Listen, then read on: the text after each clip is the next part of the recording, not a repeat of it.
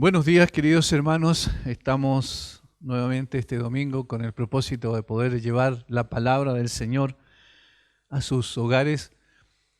Esperamos que este sea el último domingo en que estaremos hablando con la cámara, porque en el Señor esperamos estar juntos, reunidos aquí en este lugar, para poder alabar juntos al Señor y exaltar su nombre, y de esa manera también poder cumplir con el mandato claro del Señor, de poder congregarnos, de poder tener comunión los santos en una manera especial a través de la presencia de cada uno de ustedes en este lugar, para honrar al Señor y escuchar también, por supuesto, su palabra, que es el eje rector de la iglesia. Por su palabra nacimos de nuevo, por su palabra somos sustentados, por su palabra somos alentados, fortalecidos, confrontados, transformados. Todas esas cosas es posible solamente por el poder de la palabra de Dios obrando en nosotros. El Espíritu Santo toma la palabra y moldea en nosotros la imagen del Señor Jesucristo.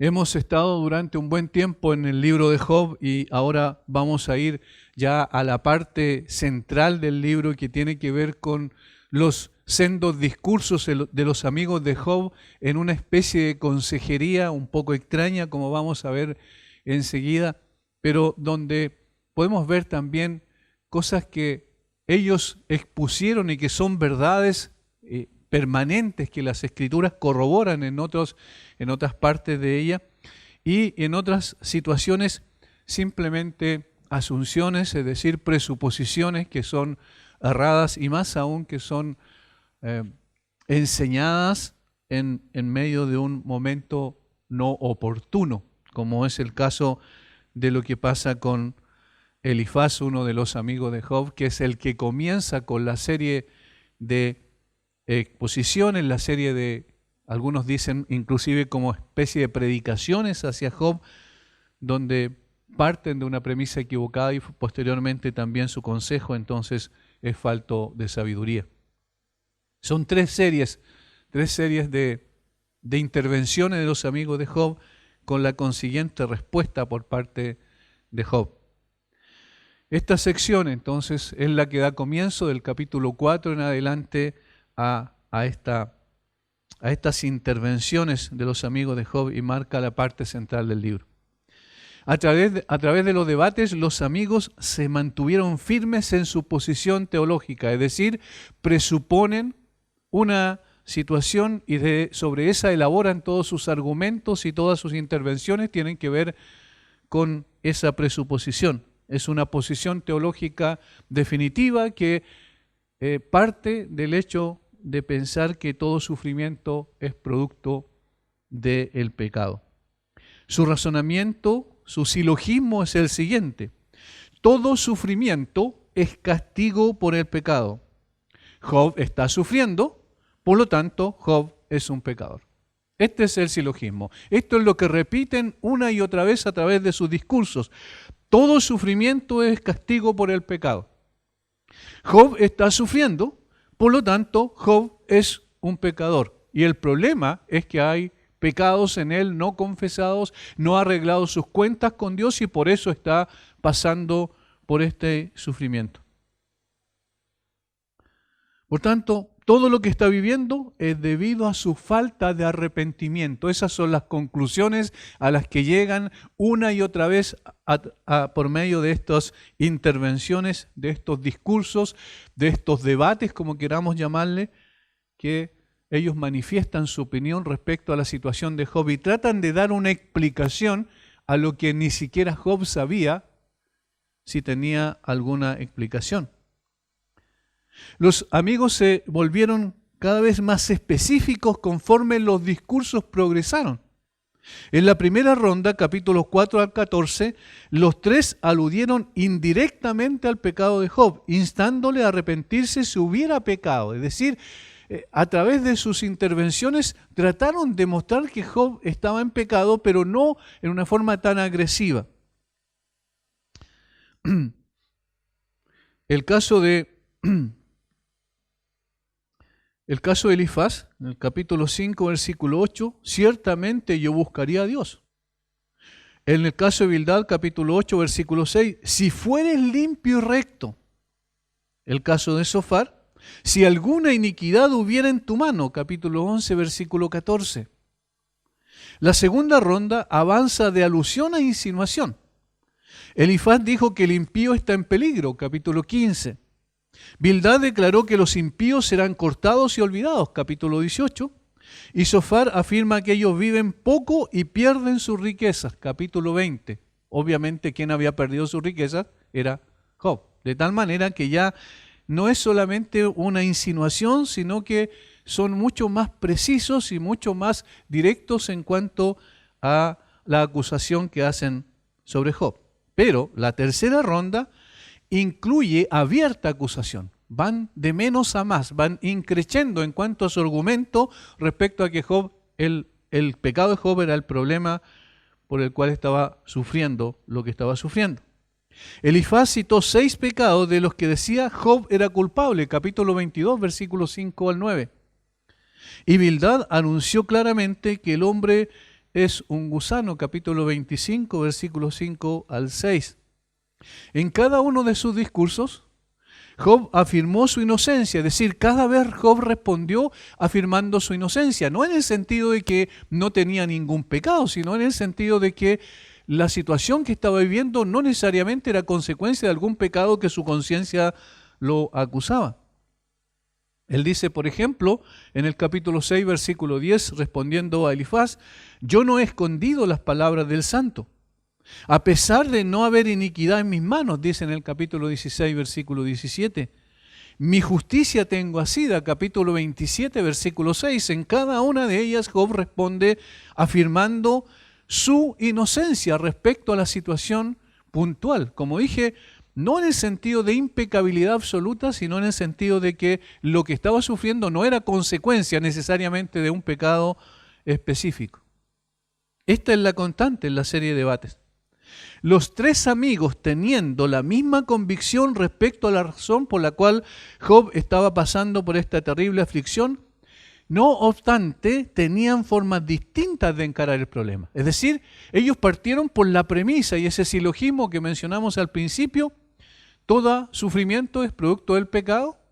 Job está sufriendo, por tanto, Job es un pecador. Ese silogismo, todos están de acuerdo, todos plantean sobre la misma base sus argumentos. Sin embargo, las formas en que lo encaran son distintas. Elifaz, por ejemplo, basa sus discursos y argumentaciones en su experiencia. La frase reiterativa es he visto, he visto.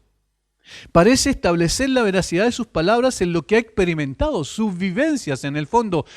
Yo he experimentado esto, yo he visto esto, en consecuencia, esas son las verdades que tú tienes que aprender. Tienes que reaccionar frente a estas verdades. En mi experiencia me dice que esto es lo que está ocurriendo. Por su parte, Bildad basa sus discursos y argumentaciones en la tradición. En la tradición. Más de una vez le dice a Job, indaga, averigua en las generaciones del pasado, capítulo 8, versículo 8. Mira hacia atrás, examina la historia, en otras palabras, ve lo que ha pasado como una presuposición de que la tradición es digna también de confianza. Insta a Job a mirar retrospectivamente la historia para averiguar lo que ha sucedido cuando un hombre sufre. ¿Cuál es la razón? Bueno, según la tradición, siempre es producto, y esta es la misma conclusión, siempre es producto del pecado. Mientras que Sofar, el más duro de los 3, no apela ni a la experiencia ni a la tradición, sino a las suposiciones. Y lo manifiesta de una forma muy fuerte a través de un carácter iracundo. No tiene ninguna consideración con Job. Todo su lenguaje impaciente y colérico tiene su fundamento exclusivamente en suposiciones. Notan como aquí hay 3 fuentes supuestas de verdad. Primero, la experiencia. Segundo, la tradición. Y tercero, suposiciones. Estas son fuentes adecuadas de verdad. ¿Podemos confiar en nuestra experiencia? ¿Podemos confiar en la tradición? ¿Podemos confiar en las suposiciones que hacemos? Esa es la pregunta que nos debemos hacer antes de poder entrar directamente a los discursos o a las intervenciones de los amigos de Job, porque allí podemos nosotros darnos cuenta de una sola cosa. Obviamente nosotros tenemos toda la revelación de Dios y hay una sola digna de confianza. No es ni la experiencia, no son ni las suposiciones, no es la tradición, sino es solo y exclusivamente la revelación de Dios. Los tres parten de una premisa errada. Los tres pretenden conocer las razones que solo Dios conoce. Ahí está el grave problema de ellos. Los tres son sentenciosos, es decir, sentencian inmediatamente a Job y apelan al sentimiento de culpa. Los tres son consejeros inoportunos.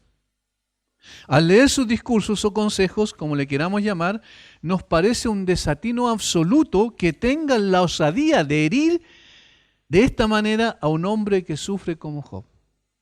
Es decir, fuera de las primeras palabras de introducción en el discurso de Elifaz, como vamos a ver ahora, más allá de eso, los primeros 3 versículos, posteriormente, lo que dicen los amigos muestran que olvidaron completamente la situación en la que se encontraba Job.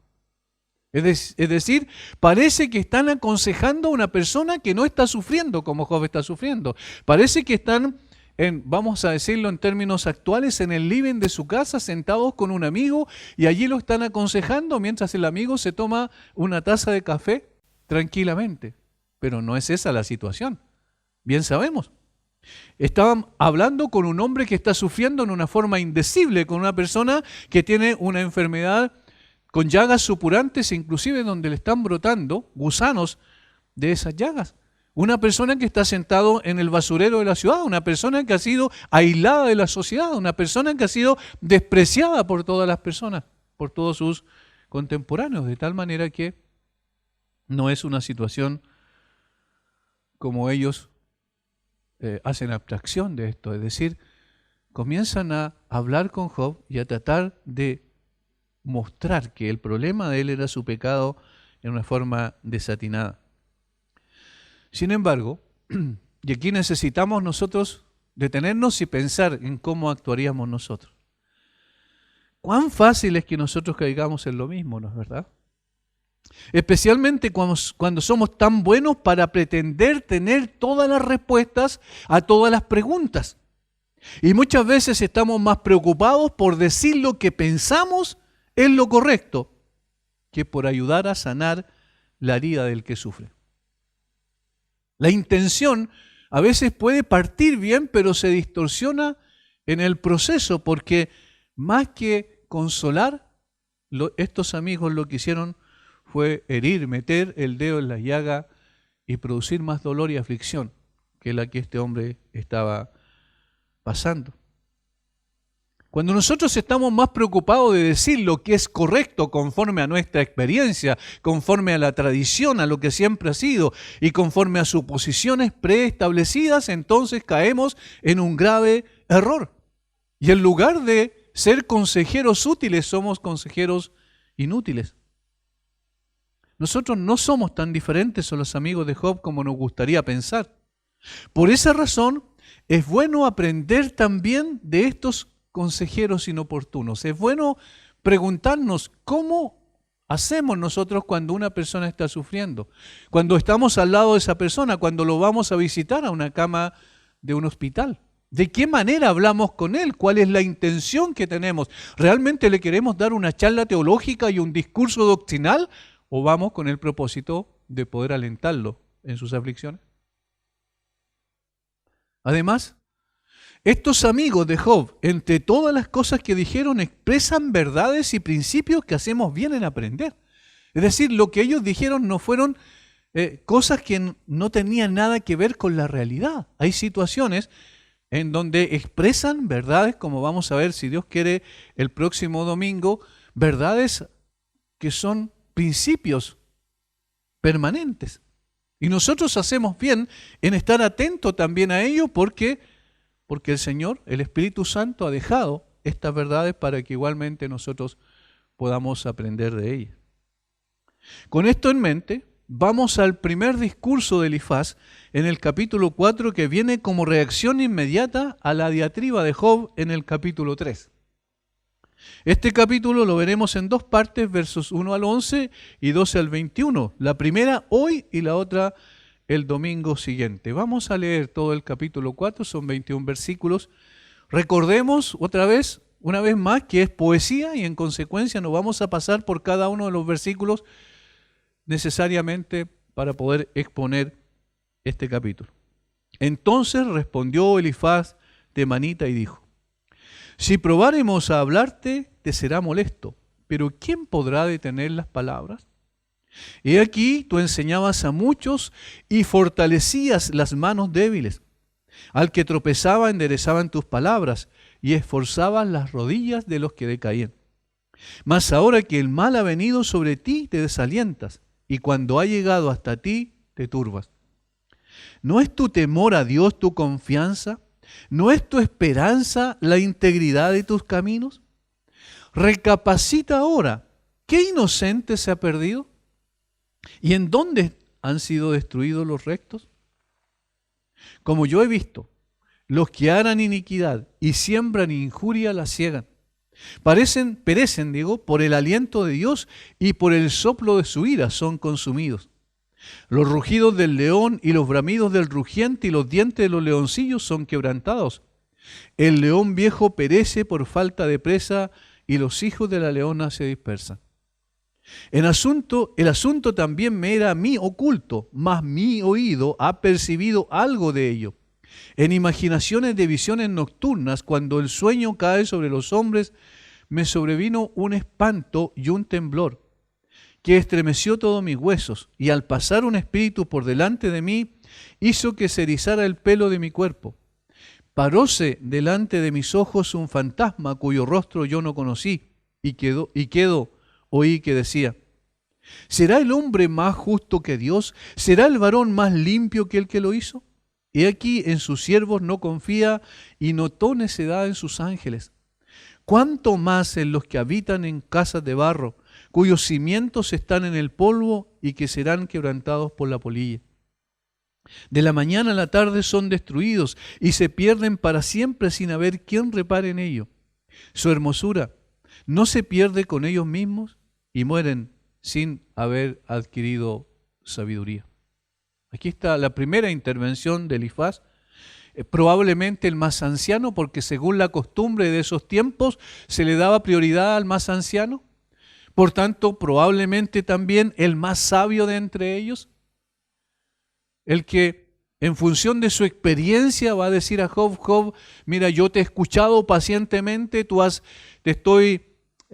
escuché en lo que decía en el capítulo 3, y ahora quiero decirte cuál es la explicación a tu problema. Ahora quiero revelarte cuál es el problema, la razón por la cual tú estás sufriendo aflicciones.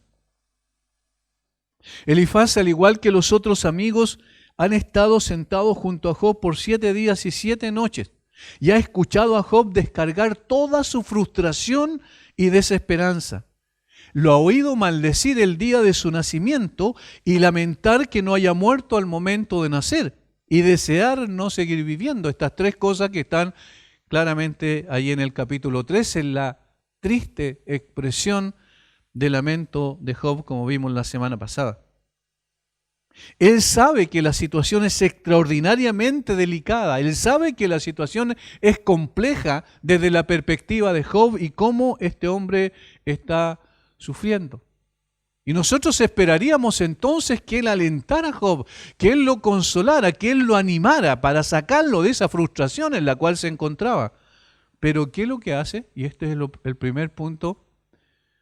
Reprende en forma inoportuna a Job. Una reprensión inoportuna. Una reprensión inoportuna. A pesar de que él comienza su discurso de una forma sutil y con cautela, las primeras palabras son una especie de parche antes de la herida. Dice: si probáremos a hablarte, te será molesto. Job, si quizás lo que nosotros digamos no te va a gustar.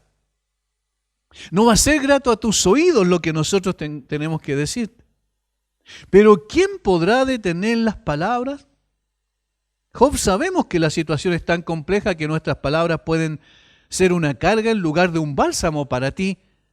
Sin embargo, no podemos callarnos indefinidamente, no podemos quedarnos en silencio todo el tiempo. Hemos estado 7 días y 7 noches guardando nuestra opinión respecto a lo que está pasando.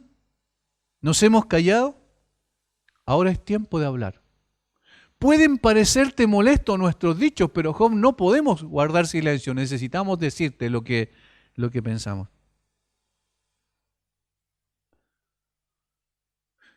Ahora, noten lo que dicen los versículos 1 al 6.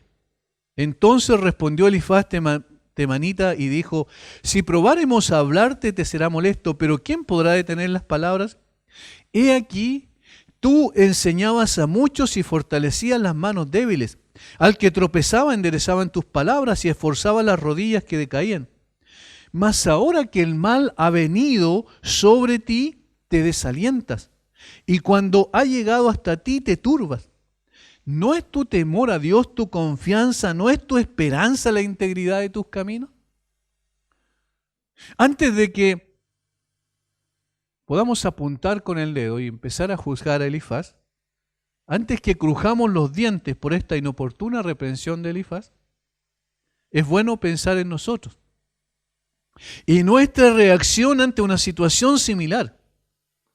Cualquier persona que haya compartido tiempo con un amigo que está sufriendo sabe lo difícil que es permanecer a su lado sin tratar de dar una respuesta. Es decir, tenemos esa tendencia natural a tratar de dar una respuesta. Mira, lo que te está pasando puede ser producto de esto. Y empezamos a hacer suposiciones y empezamos a establecer ciertas tesis que queremos corroborar o comprobar a través de lo que a continuación vamos a decir. Queremos dar un consejo, nuestras palabras están ahí prontas a salir de nuestra boca. Nos cuesta simplemente guardar silencio. Es insoportable sufrir en silencio con un amigo que debe construir su vida o reconstruir su vida pedazo a pedazo, parte por parte, como el caso de Job, sin ninguna certeza sobre el resultado. Nuestro instinto es, aquí hay 3 cosas: investigar qué salió mal, cuál será el origen del problema. Y entonces investigamos en nuestros pensamientos, tratamos de hurgar interiormente, tratamos de ver qué pasó en nuestra experiencia para poder decir, yo pasé por esta situación, entonces yo sé que este es el problema. Ahora, en segundo lugar, una vez que investigamos qué salió mal, tratamos de identificar una solución, tratamos de atisbar una solución al problema por el cual esta persona está pasando. Además, creemos que podemos ayudarlo a eliminar la causa de su aflicción y volver a la normalidad lo más pronto posible. Entonces, primero investigar, luego identificar y finalmente dar la solución definitiva. Esto es lo que está en nuestra cabeza. Lógicamente no queremos ver a una persona que amamos sufriendo. Nadie se divierte al ver a alguien sufriendo, menos aún a alguien tan cercano, en este caso, que tenían una amistad con Job. Y probablemente también nosotros actuamos de esa manera. Al descubrir la causa, según nuestro preconcepto, al menos sabremos cómo evitar el mismo destino. Eso es lo que pensamos para nosotros mismos. Preferimos encontrarle una razón al sufrimiento, sea correcta o incorrecta, antes que aceptar el misterio de la esencia del sufrimiento. Siempre queremos dar una respuesta. Siempre estamos prontos a ver cuál es la respuesta oportuna en esta situación, aun cuando la respuesta al sufrimiento muchas veces no la encontramos en ninguna parte. Y de hecho, la respuesta definitiva al sufrimiento no la encontramos, como dijimos al principio en la introducción de este libro, en el libro de Job.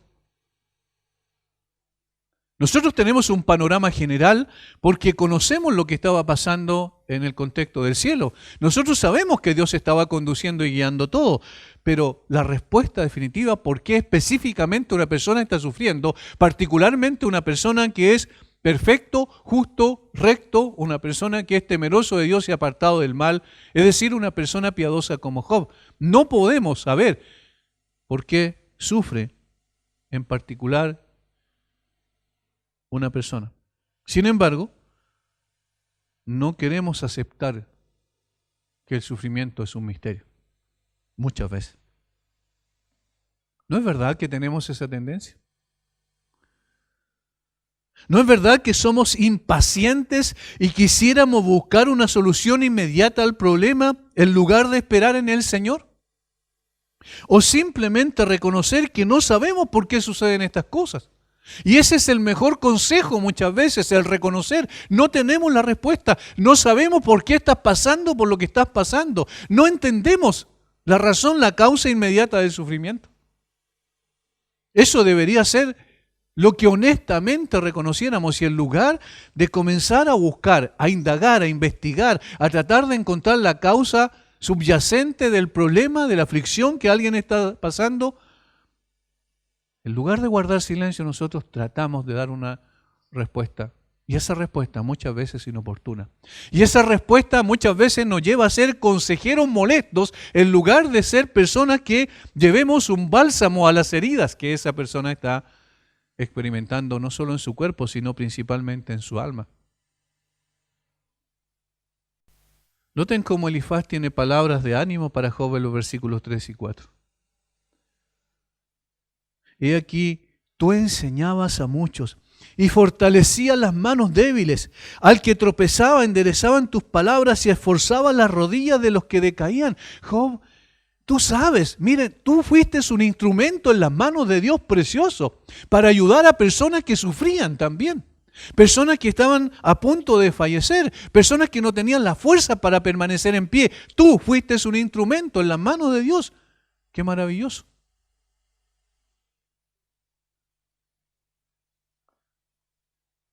Elifaz reconoce que Job era un hombre preocupado por el bienestar de otros. Enseñaba, fortalecía, animaba y sostenía a quienes estaban debilitados y sin fuerza. Tus palabras han fortalecido al que está cayendo. Muchos hombres, justo a punto de caer, han sido detenidos a tiempo por tus sabias palabras y buenos consejos. Este es un fuerte testimonio de la bondad del corazón de Job y su simpatía activa con las personas durante el periodo de su prosperidad. Y has fortalecido las débiles rodillas, literalmente las rodillas dobladas, aquellas que estaban a punto de colapsar y ceder ante el agotamiento o la debilidad. Esto habla muy bien del carácter de un hombre piadoso. No era simplemente un hombre preocupado de su vida íntima con el Señor, que eso es obviamente muy importante, sino también alguien que era consecuente con la fe que profesaba. Atendía a quienes necesitaban ayuda. Estas palabras son reconfortantes, hermanos, para una persona que está ahora en tal calamidad como el caso de Job. Elifaz reconoce que Job era un hombre preocupado por el bienestar de los demás. Elifaz reconoce que Job le tendió la mano a muchos que necesitaban precisamente eso en momentos difíciles que estaban viviendo. Y hasta ahí el consejo es muy bueno, porque qué bueno es alentar a quienes están decaídos. Qué bueno es ser un instrumento en las manos de Dios para fortalecer las rodillas de los que están a punto de desfallecer. Job lo hizo. Y cuando una persona como Job está sufriendo en medio de esa situación, obviamente es bueno que le recuerden: Job, tú fuiste un hombre preocupado de la aflicción de los demás. Y entonces uno esperaría que lo siguiente que dijera Elifaz es: Job, por tanto, ahora nosotros estamos aquí para hacer lo que tú hiciste con aquellos que estaban decaídos. Sin embargo, no es eso lo que continúa diciendo Elifaz. El verso 5 comienza con una conjunción adversativa que cambia todo. Termina el versículo 4: y esforzaba las rodillas de los que decaían. Más ahora, aquí está la conjunción adversativa, más ahora opero Es decir, ahora dirá lo que ha estado guardando en su mente y en su corazón. En realidad las palabras del versículo 3 y 4, el recuerdo de lo que Job había hecho en favor de otros, no era precisamente para alentar a Job, sino para tratar de mostrar, y esto es lo triste, que Job era un hipócrita. Ahora viene la reprensión inoportuna.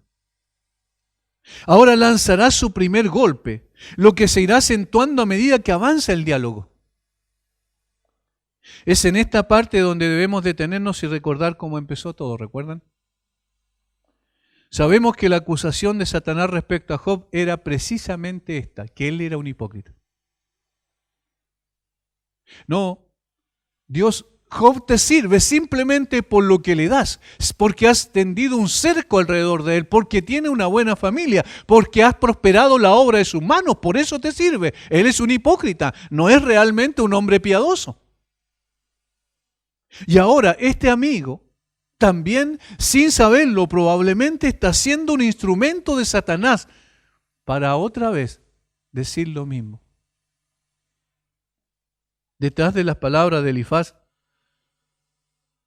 vemos entonces al mismo enemigo acusando a Job una vez más. Alguien dijo, Satanás se propuso probar que Job era un hipócrita afligiéndole, y sus amigos, porque estaban tan afligidos y se mostraban impacientes, concluyeron que lo era, efectivamente. Debemos tener presente esto si vamos a entender lo que pasó en el proceso de estas deliberaciones filosóficas. Debemos comprender esto en el principio. Los amigos de Job en ese momento estaban siendo usados como instrumento de Satanás para tratar de cumplir el propósito que él tenía, precisamente mostrar que Job era supuestamente un hipócrita y que servía a Dios por interés y no sincera y genuinamente. La acusación de Elifaz es directa y cruel aquí. Mas ahora que el mal ha venido sobre ti, te desalientas y cuando ha llegado hasta ti, te turbas. En otras palabras, eres bueno para aconsejar a otros, pero no eres capaz de poner en práctica lo mismo que enseñas a otros, y eso es hipocresía. Es muy fuerte. Mas ahora que el mal ha venido sobre ti, te desalientas y cuando ha llegado hasta ti, te turbas. ¿Cómo es eso, Job? No entiendo.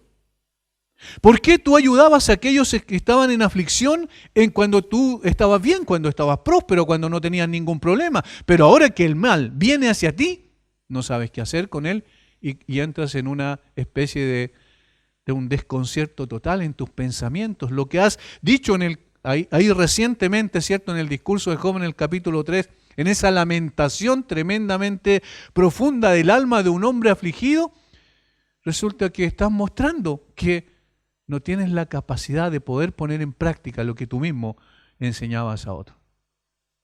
Es una acusación directa de hipocresía. Ahora ha llegado el mal a ti y tú desmayas. Ahora es tu turno. La calamidad ha caído sobre ti y todo lo que tramaste decir a los demás se olvida. El médico sabio no puede curarse a sí mismo. En lugar de recibir tu castigo en un espíritu correcto, eres débil, o mejor dicho, estás enojado, ofendido. Hay un tono de sarcasmo acerca de estos comentarios, sin duda, lo que implica una cierta dureza y falta de afecto real en el hablante, y que Job no puede dejar de percibir. Si uno tiene que reprender a un amigo, debe hacerse con gran delicadeza. No debe permitirse que nuestros bálsamos preciosos se transformen en cuchillos afilados, que en lugar de producir sanidad, produzcan más heridas y más profundas todavía. Como hace abstracción Elifaz de lo que está pasando con Job, ninguna persona probablemente a las cuales Job ayudó, a las cuales Job enseñó, a las cuales sostuvo en medio de sus aflicciones, había llegado al nivel de la aflicción que Job había llegado. Y sin embargo aquí Elifaz hace abstracción de todo eso y dice, ahora viene el mal a ti y tú te desesperas y te turbas y comienzas a decir cosas inapropiadas como las que acaba de decir. ¿Notan la acusación directa que hay en contra de este hombre? Eres un hipócrita. Porque no eres capaz de aplicar a tu propia vida la enseñanza. ¡Qué desatino más grande! ¿Es posible que alguien le pueda decir eso a una persona angustiada? Más aún, él continuará con palabras más agudas y acusaciones más directas, metiendo el dedo en la llaga. Enseguida apunta su integridad y su confianza en Dios. No podemos dejar de oír el susurro de la serpiente en las palabras de Elifaz. Precisamente eso era lo que Satanás quería destruir en Job. ¿Recuerdan? Su integridad y su confianza en Dios. Su integridad y su confianza en el Señor. Esta acusación a modo de pregunta retórica viene directamente del infierno, sin duda. ¿No es tu temor a Dios, tu confianza y tu esperanza en la integridad de tus caminos? Job, no es que tú eres tan santo, no es que tú eres tan justo, y entonces ¿por qué estás pasando por esto? El significado parece ser que si Job está tan convencido de su piedad y rectitud como él profesa estarlo, aún debe mantener la confianza en Dios y una expectativa plena de liberación de sus problemas. Si no lo hace, ¿cuál es la inferencia natural? Seguramente que él no está tan seguro de su inocencia como él dice ser. Son palabras que están destinadas a poner la duda en la mente de un hombre devastado por sus aflicciones, sobre su real condición espiritual, particularmente sobre su inocencia en la situación puntual que está viviendo. Job, si tú estás reaccionando así, es porque estás demostrando que tu confianza en el Señor no es tanta como la que tú profesabas. Y tu integridad no es la que tú tanto mencionabas. ¿Cuánta arrogancia hay en esta reprensión a un hombre perfecto, recto, temeroso de Dios y apartado del mal? Es evidente la presunción con la que parte Elifaz al confrontar a Job, que él era culpable, por eso su reacción. Por eso reaccionas así. Alguien escribió, Elifaz habla con ternura de Job y de su estado de aflicción, pero lo acusa de debilidad y corazón cobarde. Los hombres son muy estrictos con quienes han enseñado a los demás. Hasta los amigos piadosos considerarán solo como un roce lo que sentimos como una herida profunda. Aprendamos de aquí a desviar el pensamiento del sufriente para que deje de rumiar la aflicción y a mirar al Dios de las misericordias en la aflicción. Allí debe estar puesta la mirada nuestra cuando vamos a dar un consejo. Que la persona lleve su mirada o vuelva su mirada a Dios. Allí está su consuelo. Allí está lo que le va a ayudar a poder salir de la situación. En Él está su aliento. No en el hecho de que nosotros sigamos aplastándole en medio de su sufrimiento. ¿Y cómo se puede hacer eso? ¿Cómo se puede elevar el corazón de una persona que está angustiada, cuyos pensamientos están confundidos, como el caso de Job? ¿Cómo podemos ayudarle en lugar de afligirle con nuestras intervenciones? Si no es mirando a Cristo, en cuyas penurias igualadas todo hijo de Dios aprende pronto a olvidar las propias, dice Matthew Henry. Mirar a Cristo Jesús, en cuyas penurias inigualadas todo hijo de Dios aprende a olvidar las propias. Allí está la esencia, el bálsamo que necesitamos. Debemos llevar a las personas a la cruz nuevamente. Debemos llevarles a mirar a Jesucristo, porque eso es lo que lo va a levantar de su condición. Debemos volver nuestra mirada para mostrarle a aquel que sufrió tal contradicción de pecadores contra sí mismo, siendo completamente inocente, santo y justo. Ese es el consejo oportuno, no aplastar a la persona. Si la persona está diciendo cosas en donde es evidente que está confundido, emocional, espiritualmente, no debemos meter el dedo en la llaga como Elifaz, sino que levantar su corazón hacia el cielo, que busque al Señor Jesucristo, que mire a la cruz, porque de allí viene el consuelo que Él requiere en ese momento y en todo tiempo. No dando un discurso teológico, no dando un discurso doctrinal, no tratando de dar explicaciones teóricas, sino mostrando la pertinencia del Señor Jesucristo, de aquel que sufrió mucho más que nosotros en forma inigualable, como dice Matthew Henry, y allí va a encontrar el agua que necesita beber en ese momento árido de su vida. No es el tiempo para aplastar a alguien que ya está caído y sufriendo. Cuando alguien sufre, no debemos estar buscando la causa de su sufrimiento. Olvidémonos de eso. Menos aún inferir anticipadamente que es producto de algún pecado oculto. Nunca enrostrar una supuesta culpa en aquel que está lamiendo sus heridas, que está en el basurero de la ciudad devastado por el dolor después de haber perdido todos sus bienes, sus hijos y su salud. No es oportuno hacer leña del árbol caído, más aún cuando desconocemos la razón de su aflicción. Ese no es, el consejo de Elifaz no es un sabio consejo. Él hace una reprensión inoportuna a Job. Pero no termina allí, sino que ahora otra vez va un grado más en cuanto a aplastar a Job bajo esa aflicción tremenda que ya era suficiente. No obstante, las palabras de este hombre añaden todavía más dolor a su corazón. Versículo 7. Recapacita ahora. ¿Qué inocente se ha perdido? ¿Y en dónde han sido destruidos los rectos? Como yo he visto, los que harán iniquidad y siembran injuria la ciegan. Perecen por el aliento de Dios y por el soplo de su ira son consumidos. Y luego en una forma metafórica habla del león y de los leoncillos y cómo finalmente también perecen por falta de presa. Y estaba hablando metafóricamente de Job. Pero al principio no es una metáfora, al principio a través de esas preguntas retóricas claramente él está acusando a Job. Recapacita ahora, piensa un poquito. ¿Qué inocente se ha perdido y en dónde han sido destruidos los rectos? Miren la premisa, la presunción equivocada. Y esto es lo segundo, una presunción equivocada. Ahora Elifaz es más agudo en su acusación. Directamente acusa a Job de sufrir por causa de su pecado. Eso es lo que le está diciendo. Esto en función de una presunción errada, un silogismo perverso. Dios solamente envía calamidades a las personas malvadas. Si tú has sufrido una calamidad, entonces debe ser porque eres un malvado. El desafío a Job es que pueda probar que eso no es así.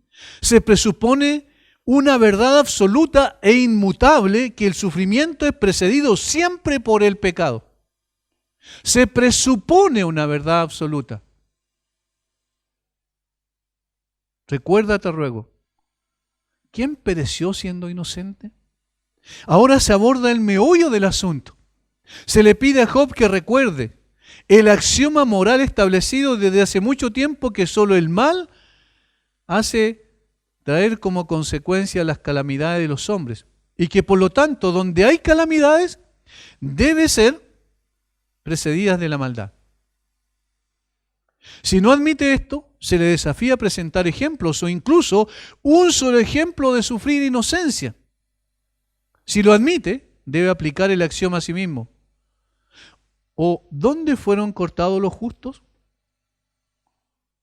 Realmente lo que yo he visto es que siempre cuando una persona sufre es porque la ira de Dios está sobre esa persona por causa de sus pecados. Siempre es así. Como yo he visto, dice. Allí está la fuente de su verdad. Ahora, tal parece que Elifaz desconoce muchas cosas que nosotros obviamente ahora tenemos y vemos con claridad por causa de la revelación de Dios. Es evidente que desconocía el Salmo 73, donde Asaf dice: por poco se deslizaron mis pasos, por poco se resbalaron mis pies. ¿Por qué? Porque vi la prosperidad de los impíos. Ellos surgieron, ellos están bien, ellos tienen de todos, ellos están saciados, ellos no padecen enfermedad, dice. En cambio nosotros, los justos, estamos afligidos. Es decir, todo lo contrario a lo que afirma aquí categóricamente Elifaz. Más aún, nosotros ahora podemos ver hacia el jardín de Getsemaní, hasta el huerto de Getsemaní. Nosotros podemos ver el sufrimiento de aquel que estaba allí delante de la presencia del Señor, orando apasionadamente, luchando con su propia alma, producto de lo que tenía que soportar posteriormente. Él era el justo de los justos. Sin embargo, estaba sufriendo de esa manera. El mismo Señor Jesucristo, que es el que habla del ejemplo del justo Abel, de la muerte de otro justo, Zacarías, en las escalinatas del altar, cuando lo fue asesinado. Uno imaginaría que es imposible alcanzar la vejez en el mundo en que vivimos sin convencernos de nuestra propia observación, de que el bien y el mal, la prosperidad y la adversidad no se distribuyen en esta vida de acuerdo con el comportamiento moral. No es así, siempre. No es una regla inmutable, pero una noción preconcebida de lo que debería haber sido parece venir como en otras partes del campo de la especulación. Y eso es esto, es una especulación. Ha cegado a los hombres a los hechos reales del caso y los ha llevado a inventar explicaciones de los hechos que militaban contra sus teorías preconcebidas. Para explicar los sufrimientos de los justos se introdujo la explicación de los pecados secretos. Y se argumentó que donde la aflicción parecía caer sobre el hombre bueno, su bondad no era verdadera bondad. Y esta es la insinuación de Elifaz. Era una falsificación, una farsa. El tejido de la excelencia moral tan justo a la vista estaba lleno de vicios secretos, de los cuales el hombre aparentemente bueno era una presa. Por supuesto, si las aflicciones fueron anormales, extraordinarias, como en el caso de Job, entonces los pecados secretos deben ser del tipo más atroz y horrible para merecer una retribución tan terrible como esta. Esto es lo que Elifaz sugiere ser la solución en el caso de Job. Dios ha visto tus pecados secretos, los ha puesto a la luz de su semblante y los está castigando abiertamente. Esto es lo que está insinuando. Y luego cita: los que harán iniquidad y siembran injuria, la ciegan. Lo que el hombre cosecha, lo que el hombre siembra, eso también cosecha. Y vamos a decir, pero bueno, eso es lo que dice Proverbios 22:8, eso es lo que dice Oseas 8:7, eso es lo que dice Oseas capítulo 10, versículo 13, eso es lo que dice el apóstol Pablo en Gálatas capítulo 6, versículos 7 y 8, ¿no es verdad? Ahora, el punto es siempre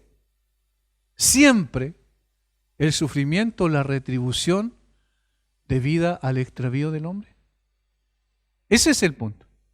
Y eso es lo que asume, y eso es lo que presupone como verdad absoluta e inmutable aquí Elifaz.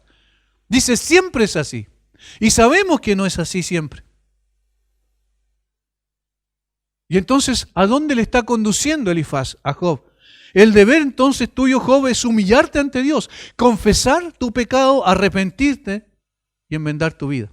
Entonces, y solo entonces, puede esperar que Dios quite su mano de ti y ponga fin a tu sufrimiento. Solo entonces. Allí está la solución. ¿Te das cuenta? Yo tengo la solución. Qué temeridad más grande, qué atrevimiento. Ahora noten de dónde procede esta presunción, como yo he visto. Es decir, según mi observación, los que harán iniquidad y siembran maldad cosechan lo mismo. Las palabras traducidas iniquidad y maldad expresan en el original tanto el mal moral como el físico. Lo que siembras, eso cosecharás. Elifaz extiende esta regla general a una ley universal, o en cualquier caso declara que nunca ha conocido una excepción. Nunca ha visto una excepción. Pero nosotros tenemos toda la revelación de Dios para saber que sí hubieron muchas excepciones. Uno de los profetas que más sufrió, que se le dice muchas veces que es el profeta llorón, que es Jeremías, él sufrió indeciblemente. ¿Por qué causa? Por causa de su pecado, no por causa de ser fiel al Señor. De tal manera que el justo, cuando sufre, no es producto necesariamente de su pecado. Parecería que sus observaciones son débiles. Sacar conclusiones tan determinantes como estas y construir sobre ella un argumento tan definitivo en todos los casos es un grave error. No es nuestra experiencia la fuente de la verdad. Ni siquiera debemos tomar como principios inmutables una regla general que no se aplica en todos y en cada uno de los casos, como es esta situación. ¿Que a veces la ira de Dios viene sobre los hombres a modo de retribución? Obviamente que sí. Como ellos cambiaron la verdad de Dios, como dice Pablo en Romanos 1, Dios los entregó para hacer cosas que no convienen. ¿Y recibieron en sí mismos la retribución debida a su extravío? Sí, ahí hay una aplicación, claro que sí, pero ¿es siempre así? Y esto es lo que tenemos que entender, no es siempre así. Lamentablemente algunos cristianos también yerran en esto. Esta es una teología de retribución divina que da por sentado que Dios bendice a aquellos que le son fieles y castiga a quienes pecan. Esta afirmación no es completamente antibíblica, como bien sabemos. Sin embargo, hay muchos casos en los que Dios envía calamidades como un castigo, como lo hizo en Sodoma. Con frecuencia nuestras experiencias sí corroboran esta posición teológica, ya que en la mayoría de situaciones las cosas salen mejor cuando seguimos las enseñanzas del Señor que cuando las olvidamos. Sin embargo, Dios no siempre trabaja de esa manera. Jesús mismo dijo que el desastre no es necesariamente una señal de juicio de Dios, en Lucas 13:14. En el caso de Job sabemos que la teología de la retribución divina no es real porque Dios dice que Job es un hombre recto. Y entonces habría una distorsión de eso que el mismo Señor afirmó. Sería terrible sacar una conclusión como esta frente a tragedias tremendas que cristianos piadosos han sufrido. Elifaz no sería un buen consejero, por ejemplo, para la viuda de los 5 misioneros que en 1957 murieron por entregar la palabra de Dios, por hacer todos los esfuerzos para llevar el evangelio a las tribus de los Aucas en el Ecuador. No sería un buen consejero si fuera a hablar con las viudas después de que sus esposos fueron sacrificados antes de que siquiera pudiesen presentar el evangelio. ¿Cómo podría explicar Elifaz una situación de esa naturaleza? Lo que pasa es que ellos pecaron, por eso murieron. Obviamente no era esa la situación. Cuando ellos murieron haciendo la voluntad de Dios, cuando ellos murieron precisamente llevando el evangelio como le había sido mandado por el mismo Señor. Se dan cuenta que no necesariamente siempre esto es así. Los que harán iniquidad y siembran injuria la ciegan. Job, tú eres uno de ellos. Eso es lo que está diciendo. La historia de la iglesia está llena de situaciones como estas donde no existe explicación alguna por el dolor y la aflicción de los santos. Ahora, en un sentido más general, ¿no es verdad que todos caemos frecuentemente en el error de Elifaz de juzgar a los demás a la luz de nuestra propia experiencia? Podemos decir entonces que otro de los propósitos de Dios para el sufrimiento de Job fue mostrar que la experiencia personal no debe ser tomada como normativa, nunca. La experiencia personal es una experiencia personal, nada más. No es la fuente de verdad absoluta.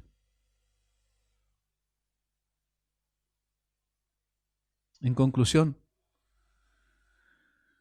si los amigos de Job sucumben ante esta tentación, como lo vemos, sería necio creer que nosotros nunca lo haríamos. ¿Cuánto daño hemos causado los cristianos de buenas intenciones con nuestras respuestas ante el sufrimiento que, aunque suenen piadosas, son ignorantes porque no sabemos lo que decimos? No hay mal que por bien no venga, decimos. Tranquilo, es parte del plan de Dios. No te preocupes, no vas a ser afligido lo suficiente. Por lo general, estas trivialidades parten de una premisa equivocada y menosprecian el dolor de los demás. Qué arrogante creer que sabemos cuál es el plan de Dios en todas las cosas y en todas circunstancias. Eso es una arrogancia absoluta. Qué necio pensar que conocemos la razón por la que otra persona está sufriendo, si ni siquiera conocemos la razón muchas veces de nuestro propio sufrimiento. Sería más sincero y mucho más útil para una persona que está padeciendo de esa manera, como lo que vemos aquí en el caso de Job, admitir: ¿sabes, hermano? No sé por qué te ocurrió esto. No tengo idea de la razón. No sé por qué el Señor ha permitido esta situación. Tampoco lo entiendo. Quisiera que nadie tuviera que pasar por algo así como lo que tú estás pasando. Si somos capaces de hacer esto y seguir acompañando, nos podemos convertir en intermediarios de la compasión de Dios en lugar de jueces crueles y despiadados. Hermanos, somos personas que estamos en proceso de aprendizaje. Somos personas que tenemos muy poca sabiduría y necesitamos tener mucho más de esa sabiduría. Necesitamos rogar a Dios que nos dé esa sabiduría para dar un consejo oportuno, no inoportuno, para no reprender cuando en realidad debemos consolar,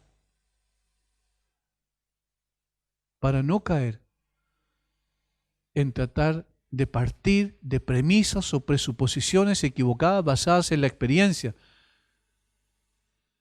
y no ver que lo que esa persona necesita no son discursos largos y complejos, sino simplemente un abrazo o poder estar al lado de él y orar por él. Y rogar que el Señor pueda quitar su aflicción.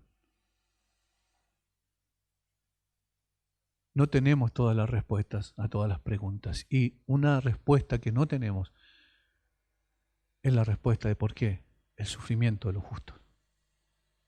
No sabemos.